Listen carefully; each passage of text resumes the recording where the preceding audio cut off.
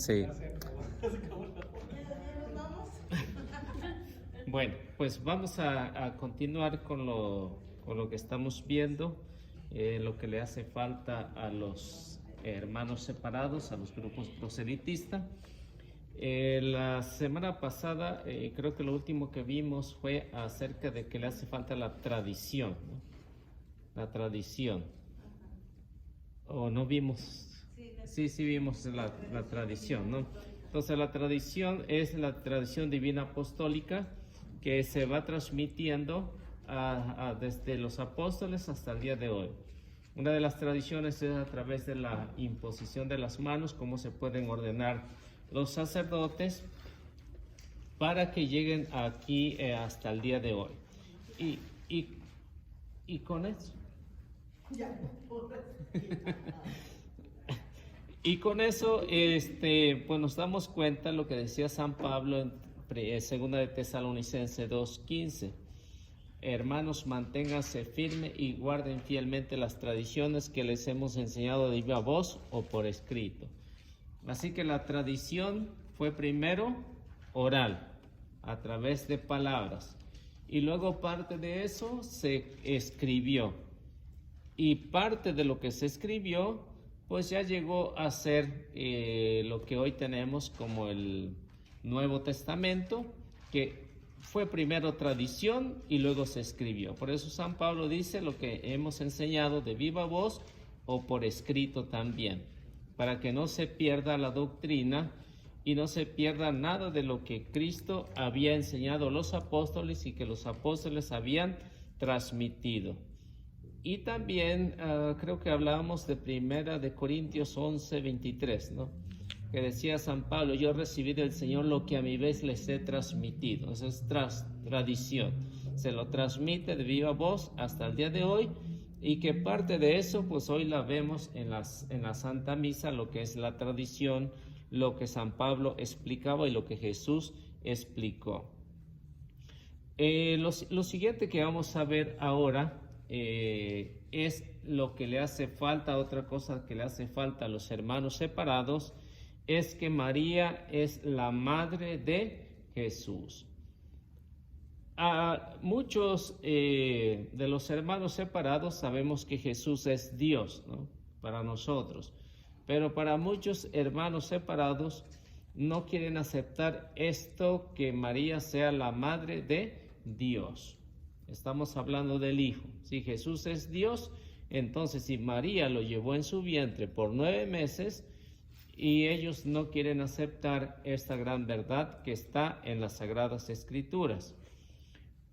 Y cuando se habla acerca de esta gran verdad, pues debemos saber que nosotros como católicos, la única iglesia de Cristo, pues respetamos y tenemos en un lugar especial a la Virgen María, no como diosa, sino como una mujer especial, porque como dice San Lucas, es la favorecida de Dios, es bendita entre todas las mujeres. Entonces tiene un papel importantísimo en la iglesia y en nuestra vida, porque si no fuera María una mujer importante, incluso San Lucas no hubiera escrito de la tradición, ¿no? Porque San Lucas va a escribir de lo que a él le explicaron, de lo que a él le hablaron, porque Lucas no conoció al Señor, y en esto San Lucas se va a basar. Si miran, por ejemplo, sus libros, Hechos de los Apóstoles, capítulo 1, versículo 1, o Lucas, capítulo 1, versículo 1, ahí San Lucas va a explicar por qué él escribe, cuál es la razón de lo que ya en la tradición se hablaba. Y por eso San Lucas va a poner en énfasis algunos puntos importantes. Por ejemplo, encontramos en Lucas capítulo 1, versículo 28, vamos a encontrar que María es la favorecida de Dios.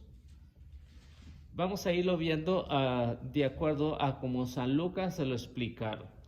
Y si a San Lucas se lo explicaron, quiere decir que Lucas investigó bien la tradición, porque de no ser así, si María no hubiera sido la favorecida de Dios, ¿Lucas de dónde lo sacó o se lo inventó? No, Lucas lo sacó de lo que a él le habían explicado. Si fue discípulo de San Pablo y San Pablo conoció a los apóstoles y ellos le explicaron lo que se hablaba acerca de la Virgen María. Entonces, con justa razón, vemos cómo San Lucas dice que María es favorecida de Dios. A ver, no sé si tienen Lucas 1:28. Llegó el ángel hasta ella y le dijo: alégrate, llena de gracia, el Señor está contigo. Entonces, eso es algo importantísimo que San Lucas no se le pasó este detalle. Alégrate, llena de gracia, es decir, que es favorecida de Dios, porque al decir llena de gracia, en María no tiene ningún pecado. Entonces, es favorecida de Dios. Entonces, como número 1, encontramos que María es favorecida de Dios por el anuncio del ángel que le dijo: bendita eres en las mujeres, llena de gracia. Lo segundo es que María es bendita entre todas las mujeres. Así que no es una mujer cualquiera. O sea que en el caso de la Virgen María, ella es bendita entre todas. O sea, es la número 1 entre todas las mujeres. Como número 2 encontramos en Lucas 1:42. Y cuando en esto, que los hermanos separados no entienden o no lo quieren entender o no lo leen, entonces ven la importancia que para Lucas tenía. Si Lucas, que no fue apóstol del Señor, y pone estos detalles, es decir, que para San Lucas era importante esta mujer. Y como lo pone en estos puntos, favorecida de Dios y bendita entre todas las mujeres. A ver qué nos dice. 1:42 de Lucas. Y exclamó en alta voz: bendita tú entre las mujeres y bendito el fruto de tu vientre. Entonces vemos la importancia de lo que San Lucas está narrando, de lo que a él le contaron acerca de lo que era la tradición. Y cómo es que el ángel continúa diciendo: bendita tú entre todas las mujeres, por ser la madre del Señor.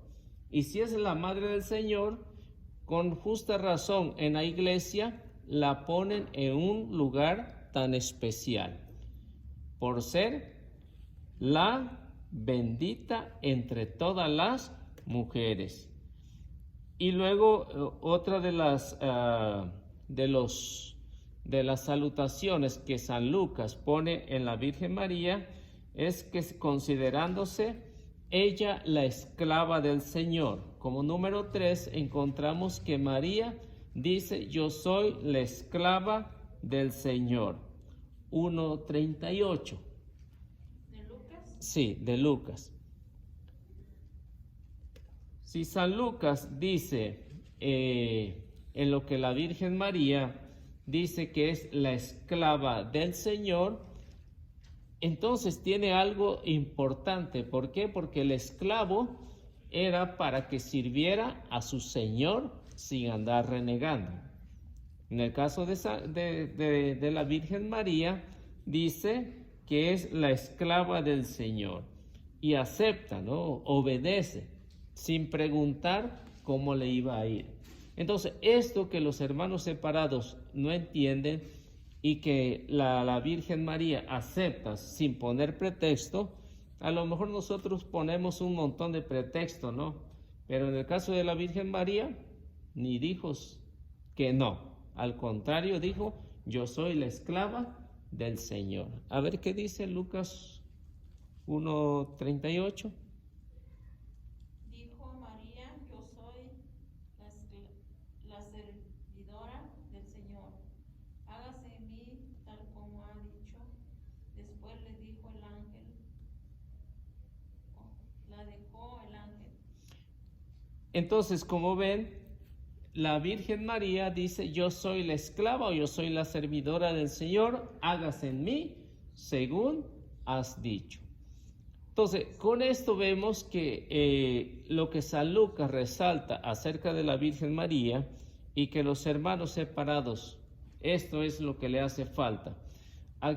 Si aquí humanamente entre nosotros, yo pienso que si alguien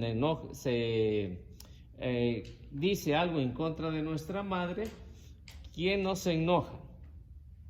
Luego se van los golpes, ¿no?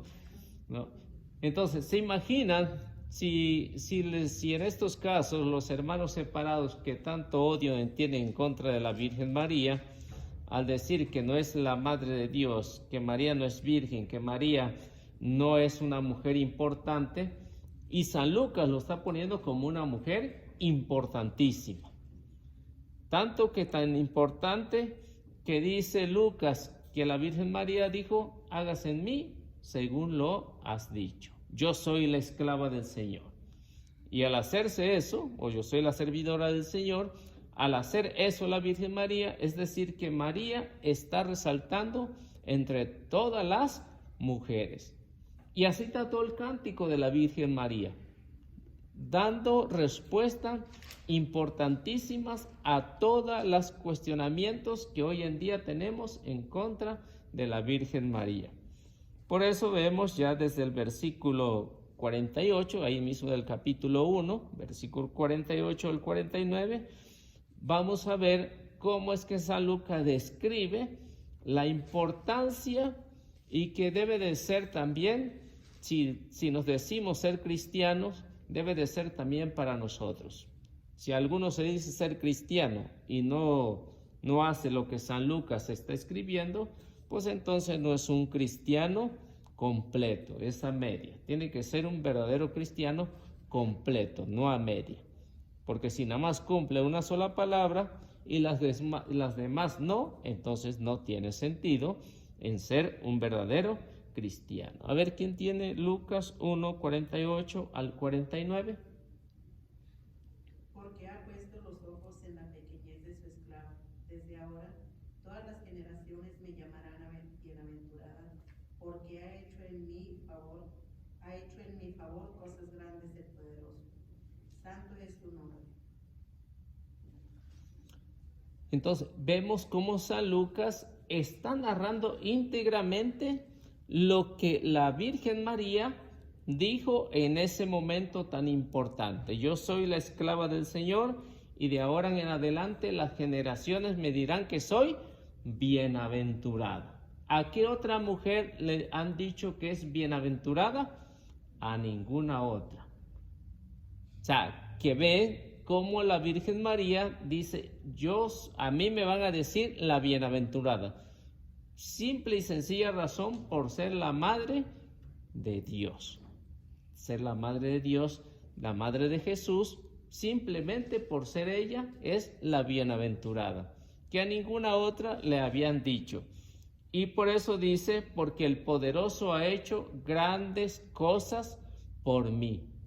¿Se imaginan qué grandes cosas ha hecho el poderoso? Hizo muchísimas y la salvó de ser apedreada. Eso nos narra San Lucas, ¿no? De San Mateo, ¿no? Pero San Lucas nos está diciendo la importancia de que el poderoso ha hecho lo máximo por ella, por esa mujer, que encontró gracias en esa mujer.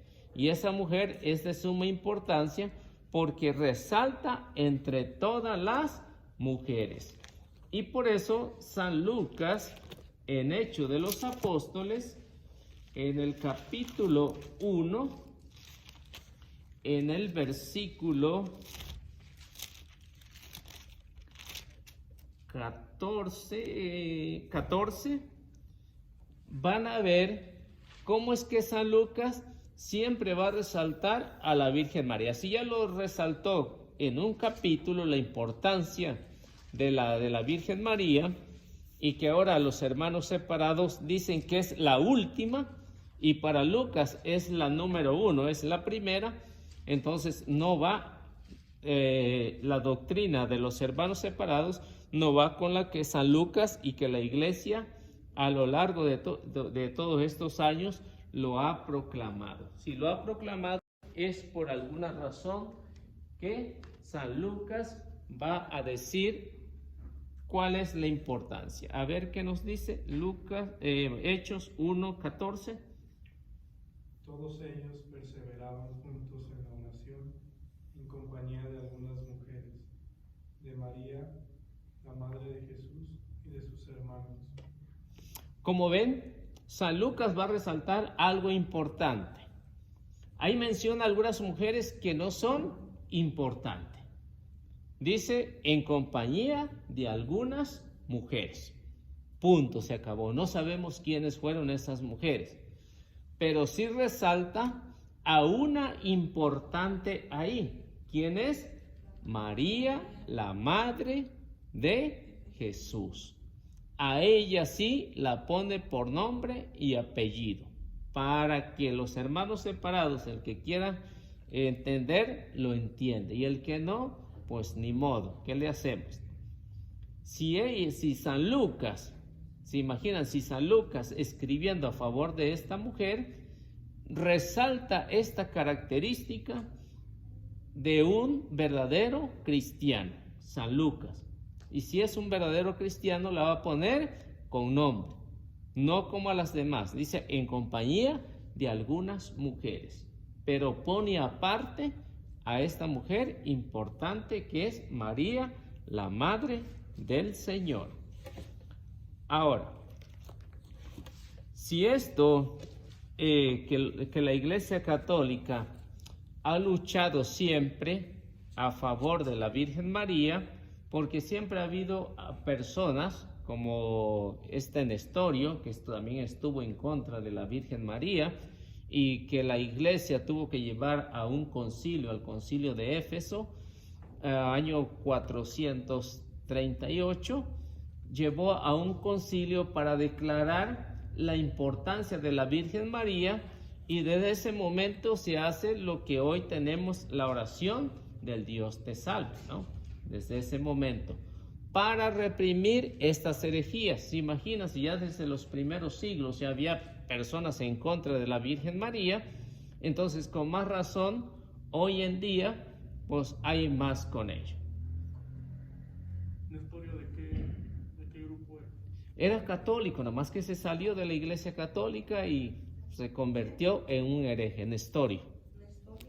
Se salió de la Iglesia Católica, pues esa es la única que existía, y empezó a hablar en contra de la Virgen María. Y esto llevó a un concilio que se llamó el Concilio de Éfeso, y ahí condenaron esta herejía, y ahí surgió lo que hoy tenemos como el Dios te salve María.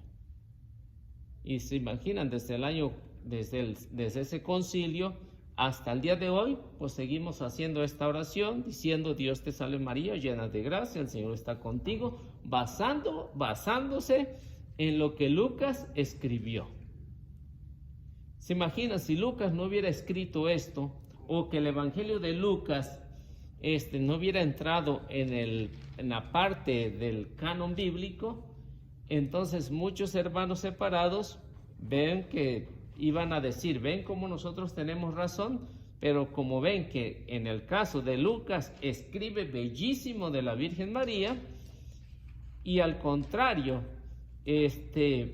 ataca todos estos tipos de herejía, y con justa razón la Iglesia compone esta oración de este capítulo, compone esta oración, y hasta el día de hoy la seguimos repitiendo, y no ha cambiado. ¿Nestorio en qué año se salió de la Iglesia Católica? No recuerdo exactamente, ¿Fue antes de que se saliera? Antes empezó su herejía, antes de que se saliera, antes del concilio, Nestorio se salió y empezó con su herejía a decir que María no era virgen, que María no era madre de Dios, y por eso causó un tremendo relajo en ese tiempo, antes del concilio de Éfeso. Así como otros herejes que también fueron anterior a él, ¿no? Como Arrios también fue anterior a él. Él atacó la divinidad de Jesús, y estos otros se encargó de atacar a la Virgen María. Y por eso la Iglesia en estos concilios ha pues ha investigado, pues ha buscado la manera de cómo responder a este tipo de herejías y dar una respuesta en que ellos están equivocados. Todo esto ha sucedido. Y con esto en la iglesia, que ha tenido por excelencia a la Virgen María, pues hasta el día de hoy pues sigue presente en esta comunidad que es la verdadera Iglesia de Cristo. Y eso es lo que le hace falta a los hermanos separados. ¿Qué dijo que era la definición de herejía? ¿Qué era la palabra que crees? Es una palabra griega que significa selección.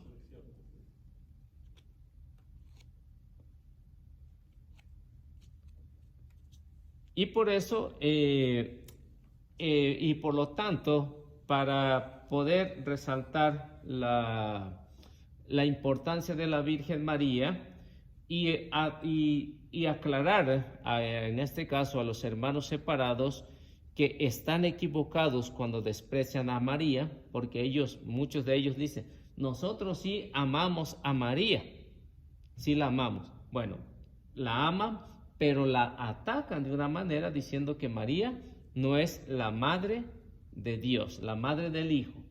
Atacan y dicen que María no es virgen. Atacan y dicen que María no fue asunta al cielo. Entonces, ¿cómo pueden amar a una persona si la están atacando? Es imposible. Es decir, yo amo a mi esposa, pero todos los días la estoy insultando. Entonces, ¿qué amor es ese? O digo, yo amo a mi esposa, pero todos los días le digo, pues, ¿para qué te casaste conmigo? No te quiero, pues, entonces no tiene ningún sentido, ¿no? Estar diciendo que la amo. Entonces, que es decir, nada más para que me mire la gente, pues digo, sí la amo, pero sabiendo cómo está en casa, pues ya es totalmente diferente, ¿no?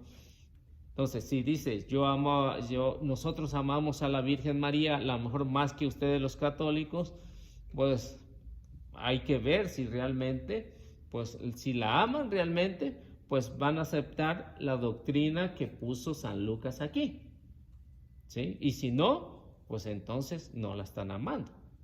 Para poder demostrar hay que calificar. Cuando un católico se sale, comete el pecado de apostasía, ¿verdad? Uh-huh. Pero cuando un ex católico, por ejemplo, hay unos que le llaman que por qué le hacemos procesiones a Mona, porque así dicen cuando va a una procesión, una fiesta. Sí. ¿Qué tipo de pecado comete esa persona? ¿O tiene algún nombre atacar a la Virgen de esa manera? ¿Tiene algún tipo de pecado? Sí, todos esos son pecados mortales. Son pecados mortales porque están atentando en contra de su propia vida al saber que María es una mujer importante, es favorecida de Dios.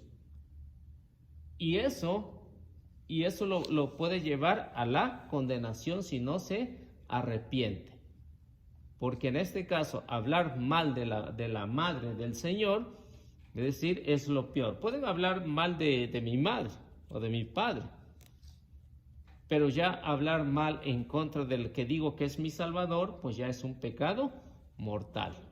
Y es un pecado mortal y que si no se arrepiente, pues está en peligro de que su alma se vaya al infierno. Entonces, por ejemplo, si tiene un debate o una discusión con un hermano separado y sale este tema de la virginidad o de los hijos de María, entonces uno también les puede decir que están en un pecado por atacar. Sí, por decir mentiras. Por decir mentiras, ¿verdad? Por decir mentiras. Bueno, entonces, lo otro que le hace falta a los hermanos separados es el culto a la verdad. Si Jesús dice que la verdad nos hará libre, en Juan 8:32, entonces tenemos que hablar con la verdad. Es como en una ocasión cuando dialogaba con un pastor y decía, pues aquí no vamos a ver quién gana. Aquí no vamos a ver quién gana. Pues no, aquí no vamos a ver quién gana, le decía, pero vamos a ver quién tiene la verdad, de acuerdo a las Sagradas Escrituras. No se trata de ganar o humillar al otro, sino se trata de hablar con respecto a la verdad. Y cuando dice la verdad, pues Jesús decía, pues la verdad nos hará libre. Muchas veces, aunque nos duela, pero esa verdad nos hará libre. Porque si hablamos con la verdad de acuerdo a las Sagradas Escrituras, y debemos de saber también y debemos de reconocer cuando me equivoco, cuando no estoy de acuerdo a la doctrina de lo que es la palabra de Dios y de acuerdo a las enseñanzas de la iglesia. Entonces debo de saber y estar consciente que estaba en un error. Pero si estamos hablando de acuerdo a la doctrina y la enseñanza de la Biblia y la enseñanza de la iglesia, cómo se interpreta un texto bíblico, entonces dice Jesús, la verdad nos hará libre. Y si nos hace libre, pues entonces tenemos que hablar con la verdad. Eliseo, usted ahorita lo acabo de decir, por ejemplo, lo que estaba diciendo el compañero, a lo que usted le refirió de que si una persona empieza a ser como, pues ofender a la Virgen o cosas de esas. Yo en lo personal pienso que no somos nadie para decirles como que estás haciendo un pecado mortal, ¿no? Porque nosotros consciente e inconscientemente de otra manera estamos haciendo pecados mortales también, de una manera o de otra posiblemente, no lo estoy asegurando. Pero como usted lo acaba de decir, no es mejor de decir, oh, pues estás cometiendo un pecado mortal, es mejor de, como dice usted, de enseñar y tratar de enseñarles la verdad, porque la verdad los hará libres, porque pienso yo que esas personas por ignorancia están ahí, entonces yo pienso que no está bien como apuntar el dedo, porque estaríamos haciendo lo mismo que ellos. ¿O usted qué opina de eso? Bueno, cuando se habla de decir estás cometiendo un pecado mortal, no es decir lo están condenando al infierno. ¿Sí me explico? No, lo que estamos diciendo que su alma o su vida está en peligro de que se vaya a perder. Y cuando se habla acerca de la verdad, por eso lo que decía Jesús, la verdad los hará libres. Si la aceptan, pues qué bueno. Y si no la aceptan, entonces qué mal también, ¿no? Porque en eso se le está advirtiendo. Y es lo que decía Ezequiel, ¿no? Si tú reprendes al malvado de su mala conducta y se arrepiente, tú te habrás salvado. Y si no le dices nada, tú te habrás condenado. Santiago 5:20. O también. Santiago 5:20 dice, sepan que el que aparta a un pecador de su mal camino salva a un alma de la muerte y hace olvidar muchos pecados. Sí, yo entiendo de que se les tiene que referir, pero yo pienso que en lo personal no es... Sí, nada más que, por ejemplo, la pregunta que yo traté de explicarle, si tenía un nombre, por ejemplo, ya que decimos apostasía porque alguien sale de la iglesia, entonces digo, ¿hay alguna forma de explicarles en qué pecados están cometiendo? Ya si uno dice, pues, estás en pecado mortal, pues sí está malo, como dice usted, todos podemos tener un pecado mortal. Sí, o los de adulterio, ¿no? Yo le recomendaría que lean el documento del Concilio Vaticano II, el Lumen Gentium, y empieza el número 23, y ahí habla todo sobre la Virgen María. Leanlo. ¿Cuál es? El Lumen Gentium es un documento del Concilio Vaticano II. ¿Como el catecismo? No, es el concilio. Lumen Gentium. Pero es Sí, es un libro. Es una de las constituciones que se escribió en el concilio. Lumen, así como se escribe, Lumen Gentium, como se escribe. Gentium. Gentium. Gentium. Y empieza en el número 23, si no me equivoco. ¿Y dónde se Luz. encuentra ese libro? Búsquenle más arriba. Se puede conseguir en cualquiera de las librerías católicas. Sí. Si no lo En quieren, la prensa, ¿no? Que sale todo lo de Luz de la gente, lumen gentium. Ezequiel, ¿qué dijo, hermano? 3, 2 y siguiente. Ahí pueden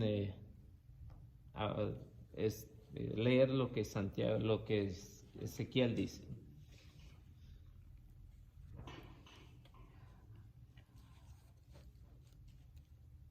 Entonces, es que todo pecado se tiene que llamar por su nombre, ¿no? Si es un pecado venial, pues pecado venial. Si es un pecado de adulterio, pues a llamarlo como es, ¿no? Y si la persona dice, pues sí lo estoy cometiendo y me arrepiento, pues entonces contento, ¿no? ¿Por qué? Porque al fin y al cabo pudo recapacitar. Contento a él porque se lo diga a la esposa. ¿Sí? Entonces, y es ahí, ¿no? Donde vemos que todo pecado, el pecado de apostasía, el pecado de infidelidad, de prostitución, entonces todo se califica por lo que es, ¿no? Por lo que es. Y si alguno lo comete, pues ya sabrá qué tipo de pecado, ¿no? Porque cada uno está dividido en donde pertenece. Pero al fin y al cabo, pues los pecados esos que van en contra de los mandamientos son pecados mortales. Los que van en contra de los mandamientos son pecados mortales, porque ahí está escrito, ¿no? Bueno, entonces, ¿Cómo dijo que se llamaba el otro, lo que le juntaba a los grupos proselitistas? culto a la verdad. Culto a la verdad. Entonces, si no hablan de acuerdo a la verdad y hablan de acuerdo a la inspiración de ellos, pues se darán cuenta que le hace falta este culto a lo que es la verdad. Aunque es cierto, muchos lo hacen inconscientemente, pero otros lo hacen conscientemente. Entonces debemos de ver qué parte de ellos está, ¿no?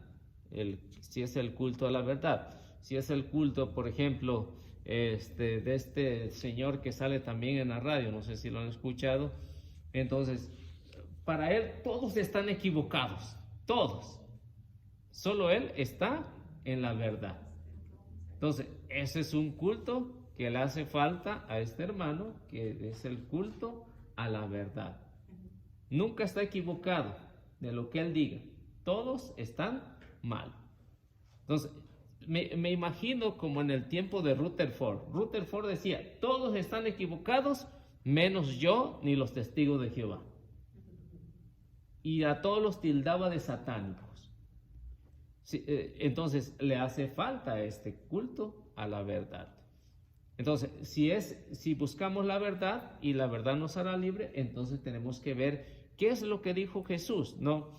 Por ejemplo, cuando habla acerca del fin del mundo y ponen fechas y dice, para el año 2000 se iba a acabar el mundo, 2012. Entonces le hace falta este culto a la verdad. En lo que las Sagradas Escrituras no están mencionando que ya está el fin ahí. Puede ser el fin del mundo particular, pero no del general. ¿Sí? Entonces, falta eso. Si realmente dice, estudia las Sagradas Escrituras, debe de saber que Mateo 24:36 dice, ni los ángeles de Dios, ni siquiera el Hijo, sino solo el Padre es el que sabe. ¿Y cómo va a ser posible que algunos digan, para esta fecha se va a acabar el mundo?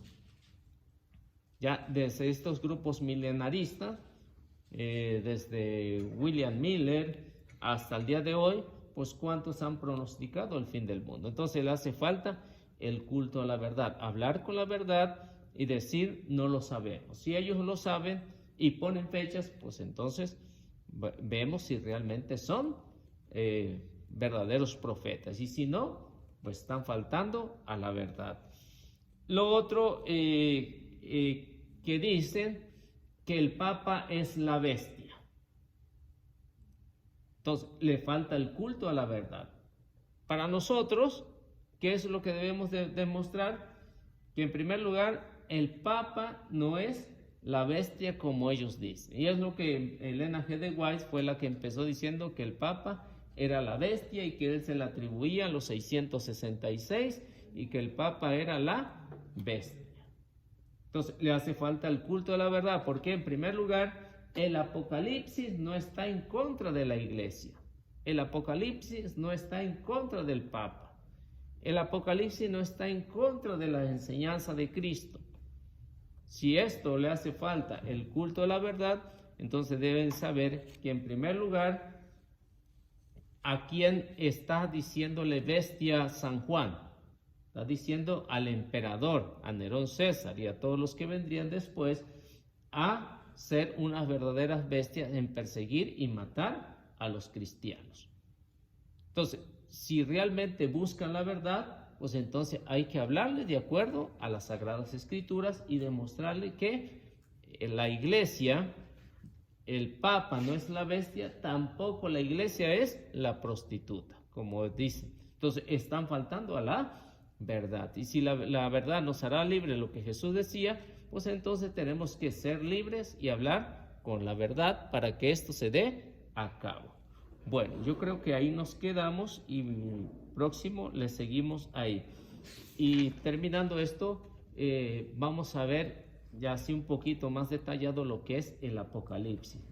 Yo creo que ya en julio empezamos con el Apocalipsis. Sí, porque yo tengo mi sobrina, por parte de mi esposo, que ellos son testigos de Jehová, que tuvimos pues un diálogo, pero la verdad no tuve mucha referencia cuando ella tocó el tema de los 144,000